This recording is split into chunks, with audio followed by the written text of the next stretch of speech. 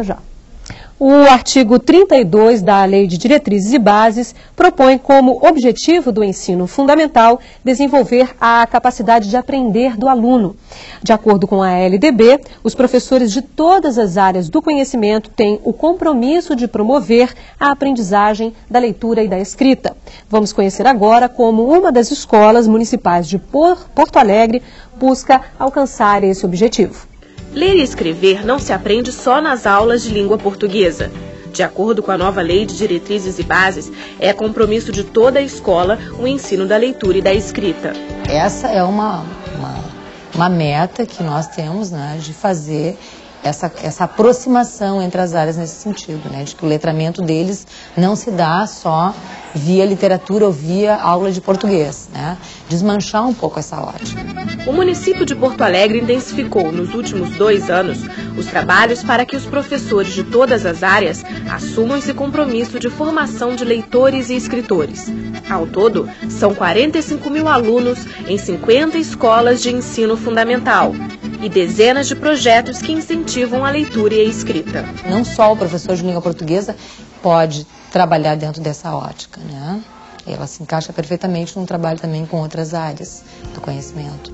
Os jornais comunitários são alguns dos projetos que as escolas de Porto Alegre desenvolvem para incentivar a formação de leitores e escritores no município. Nós temos na rede hoje já funcionando quase 15 jornais publicados pelas escolas, de uma forma mais artesanal ou menos, né? Mas que vão dar conta também desses falares, né? E aí isso acaba surgindo com uma necessidade natural, né, das crianças de verem, bom, eu falo assim, mas como é que a gente vai conseguir passar isso que eu falo para um outro segmento, de uma outra maneira, né, com registro escrito. Um desses jornais é o Boletim Comunitário Zona Leste, desenvolvido pelos alunos da Escola Municipal Chico Mendes. Na próxima edição, o tema central das reportagens será o meio ambiente. E os alunos e professores já estão trabalhando nas pautas e nas reportagens. Vocês vão ler no grupo essa reportagem e, depois de terem lido, discutido sobre o que a reportagem está falando, vocês vão escrever com as palavras de vocês, numa folha para mim, a ideia central da reportagem. Neste primeiro momento, os alunos da professora Fernanda leram textos jornalísticos. Eles selecionaram as falas dos entrevistados e o assunto principal de cada reportagem. Familiarizados com a linguagem, eles vão a campo para produzir suas próprias entrevistas e o texto para o boletim comunitário. É na comunidade que os alunos buscam se informar sobre as questões ambientais. E nesse contato, muitos acabam se tornando agentes de desenvolvimento e de transformação no local onde vivem. Investigadores de sua própria realidade, eles se animam a fazer reportagens também na televisão. Você separa lixo seco e lixo orgânico? Isso eu não tomo muito cuidado, eu boto tudo junto. Como é que é ter essa experiência de participar de um boletim que vai tratar sobre os problemas, vai falar sobre a comunidade que você mora? É bem legal, assim, eu acho que influencia as pessoas a refletir um pouco mais, né? E ver, ajudar, né? Que aqui tem jogam bastante lixo no esgoto, eu acho que assim eles refletem mais. Ser alfabetizado não é só saber colocar uma letra do lado da outra, formar sílaba, formar palavra, acho que também é saber ver o que está por trás daquilo que a gente está lendo, perceber aquilo que a gente, não só o que a gente está lendo, mas aquilo que a gente está vendo, né? Essa atividade que a gente fez hoje, de eles interpretarem o texto do jornal, para ajudar a interpretar as entrevistas depois, isso é ensinar a ler e escrever.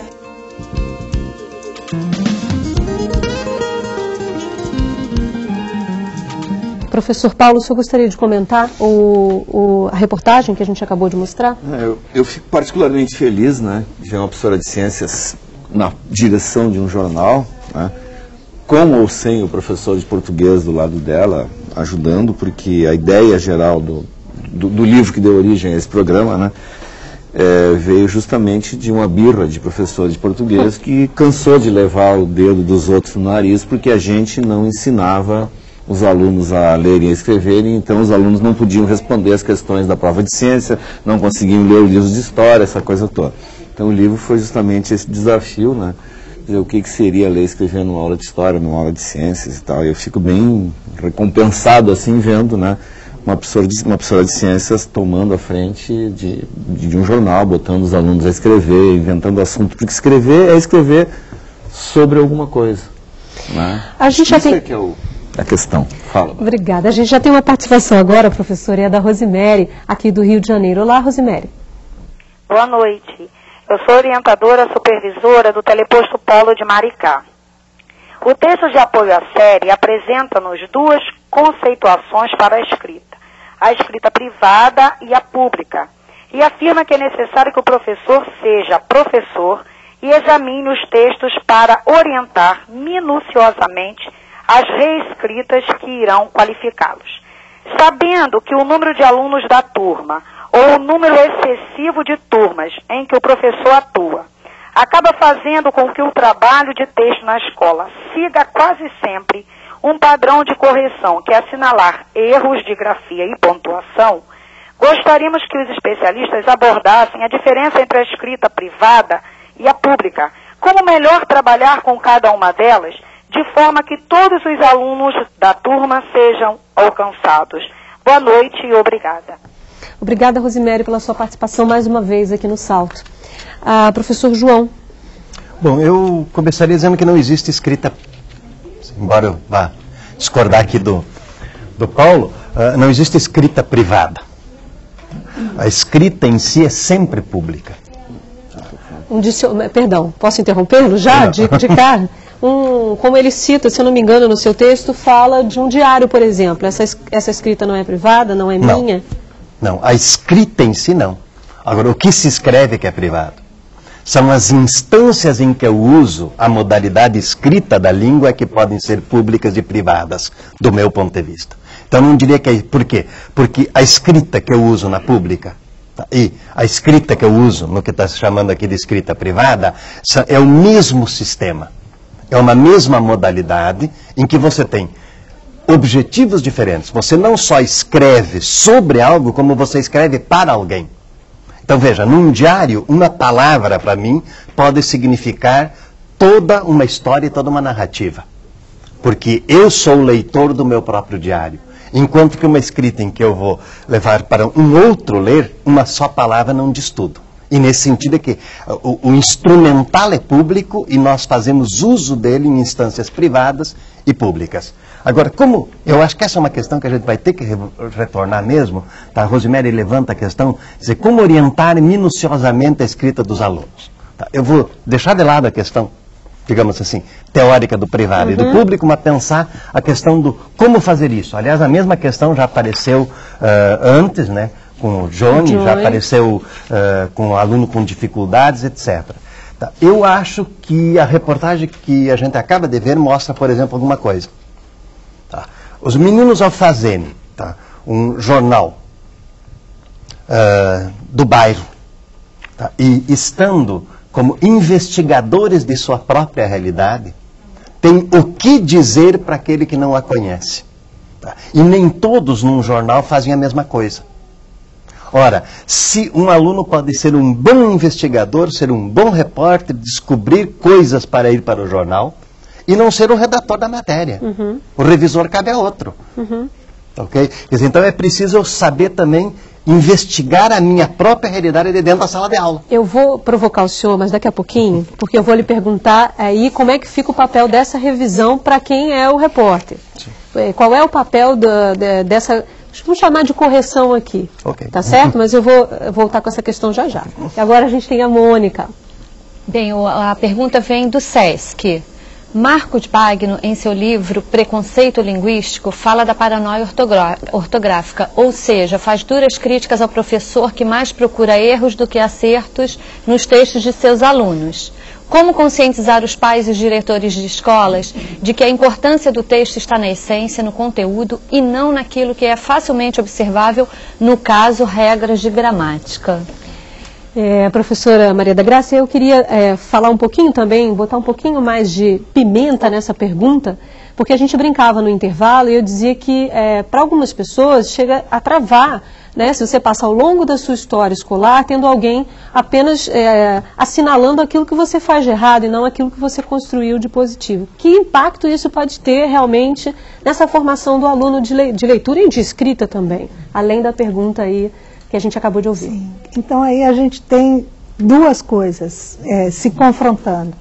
Em primeiro lugar, é fato que a gente precisa aprender ortografia.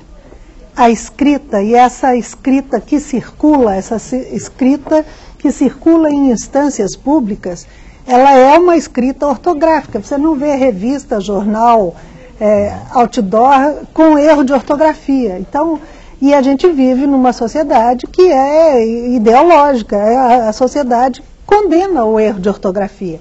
Então, em primeiro lugar, a gente tem que dar um jeito de fazer os meninos aprenderem ortografia.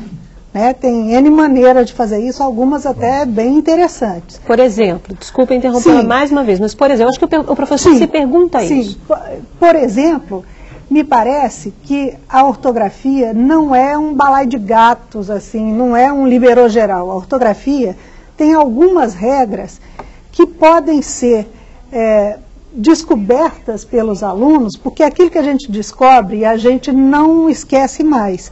Então eu posso, por exemplo, trabalhar com meu aluno de 5ª, 8ª série, algumas regularidades da ortografia que vêm da morfologia. Eu posso botar meus alunos para descobrir, por exemplo, que o fizesse, tivesse, pegasse é sempre com 2 S's, porque isso aí é a desinência do imperfeito do subjuntivo, não tem exceção.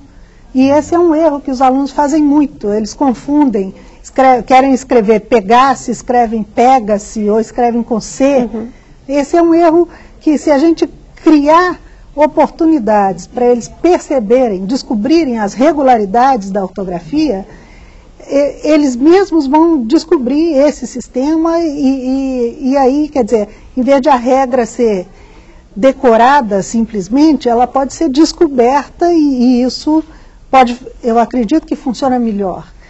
Agora, bom, então, em primeiro lugar, para mim, é preciso aprender a ortografia, mesmo regras da língua padrão, da língua culta que circula, né? Realmente, se você falar em público e não fizer a concordância padrão, etc., você vai ser discriminado. E eu, professora, não quero que meu aluno venha sofrer discriminação, humilhação. Então é preciso que ele aprenda a língua padrão culta para falar em público, para escrever em público. Agora, outra questão a que você perguntou é como fazer isso sem podar o aluno, sem humilhar, etc. Quer dizer, você tem que... Acho que a primeira coisa é o professor ter uma postura de acreditar na inteligência do aluno, na capacidade do aluno, na legitimidade da variedade linguística que ele traz de casa, e a partir daí, quer dizer, é preciso programar um ensino que permita ao aluno descobrir as coisas. A gente tem